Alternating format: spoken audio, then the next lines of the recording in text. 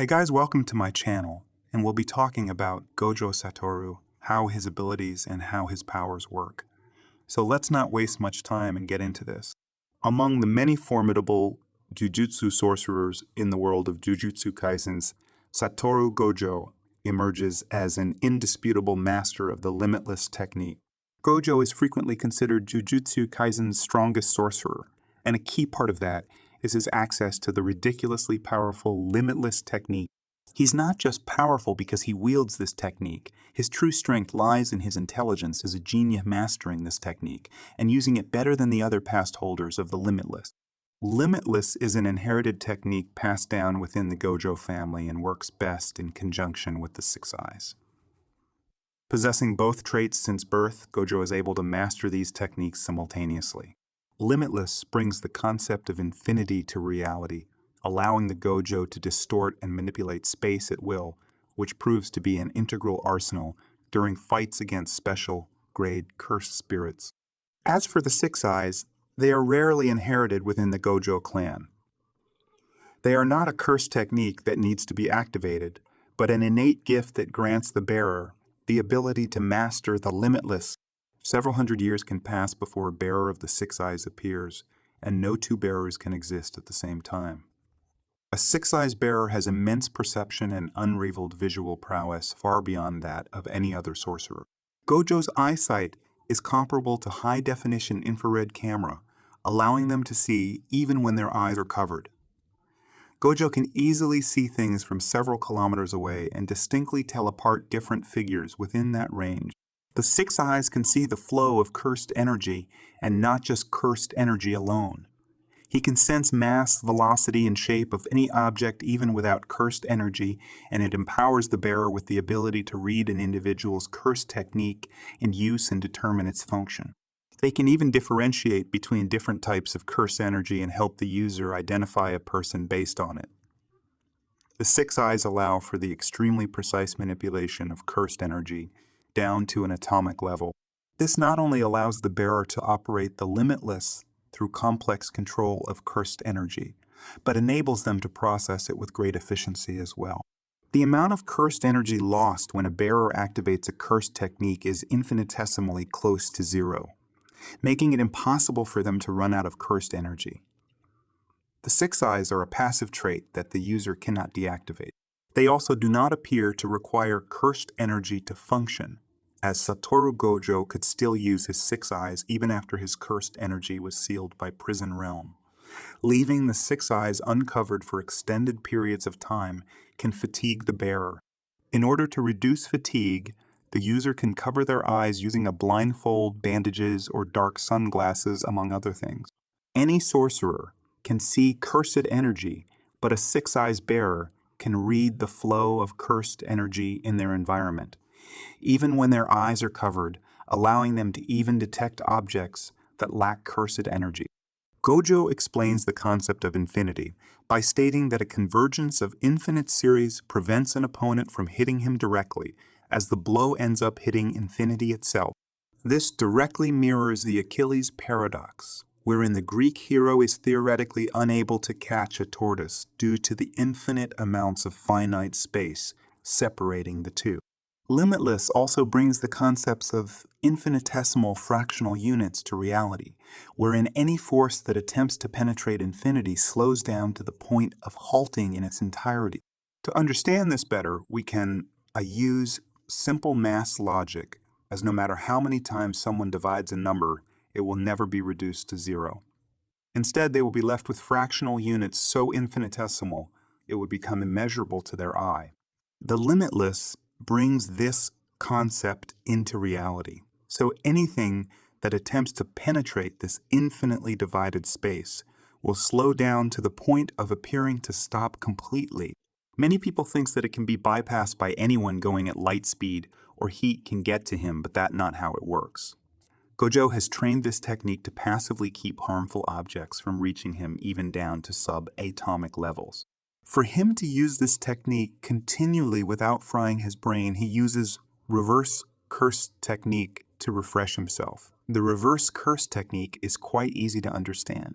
Cursed energy usually comes out as negative energy and used by sorcerers to enhance themselves but not to heal. So reverse curse technique processes negative energy into positive energy by taking two sources of cursed energy and multiplying them by one other. As a result, the energy that destroys becomes energy that creates, and negative energy becomes positive. Reverse cursed energy can be used for various purposes, but most commonly healing. Cursed energy comes from negative emotions, which are unfit for healing living things. However, cursed spirits that are made up of cursed energy don't require a reverse curse technique to heal. Jujutsu sorcerers use reverse cursed energy mainly for generating new flesh to heal human bodies. Also, when reverse cursed energy is blasted directly into a curse, it compromises the structure of their body and causes them to disintegrate. Gojo is also able to wield the curse technique Lapse, or blue, and the curse technique Reversal, or red, which give him powerful ranged attacks. Blue is the cursed technique Lapse of the Limitless, which increases the cursed energy output of the technique and generates the power to attract. This is achieved by amplifying the limitless and bringing the conceptual impossibility of negative distance into reality. This forces the surrounding space to try and fill in the gap by pulling violently toward the source of the aforementioned impossibility, creating magnetic-like effect. Maximum cursed energy output generates a large field of attraction away from the user. Stronger variations of blue can be used to target faster, moving targets or large areas, but the user can't create a wide field of attraction close to themselves.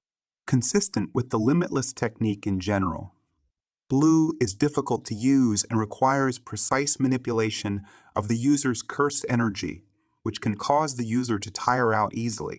As for the reversed limitless, red, it is the cursed technique reversal of the limitless, which reverses the effect of the strengthened technique and brings the divergence of infinity into reality, generating the power to repel.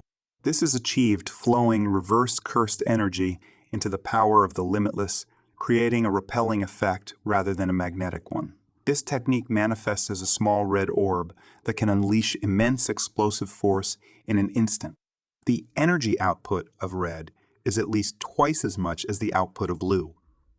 Generating the reverse cursed energy needed for red is extremely difficult. It requires an even more complex manipulation of cursed energy than usual, making pulling off cursed technique reversal even more sophisticated than using cursed technique Lapse.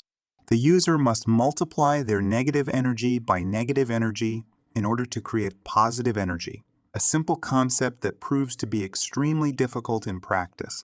Gojo can also teleport as a limitless user, is able to use spatial manipulation to teleport long distances under certain conditions. This is achieved by compressing the space between the user's location and their destination, but they can teleport anyone they're touching as well. A drawn sorcery circle can be used to teleport other people by the user.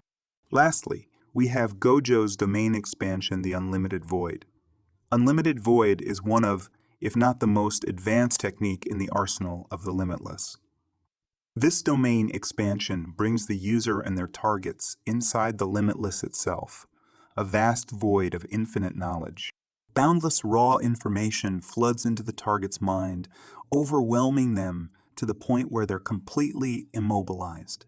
Alongside self-embodiment of perfection, Nanami called Unlimited Void an almost guaranteed win once it ensnares its target.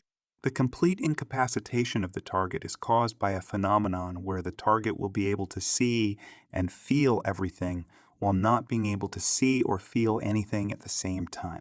All the actions one has taken in their life is forced upon them infinitely, and they can't do anything but die slowly. This effect does not affect the user or anyone they're touching with no intent to harm. We've seen this technique been used against Jogo as he was trapped inside the Limitless, and it left Jogo in a complete trance, to the point where he couldn't move at all and could hardly think clearly.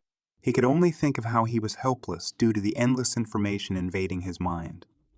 Satoru divulged how Unlimited Void forces one's actions upon them infinitely and noted how it was ironic how the target is given everything, and yet unable to do anything at all. In the Shibuya arc, It took only 0.2 seconds for Gojo to open up his domain. The time frame was just a guess that Satoru made, figuring that a non-sorcerer could only last 0.2 seconds within the domain without suffering after effects. So far, we've looked at the Limitless, the Six Eyes, the Infinity, the Reversed Curse Technique, the Strengthened Limitless, Blue, Reversed Limitless, Red, Hollow Purple, Teleportation, and the Domain Expansion. Thanks for watching, and please drop like, comment, and subscribe for more.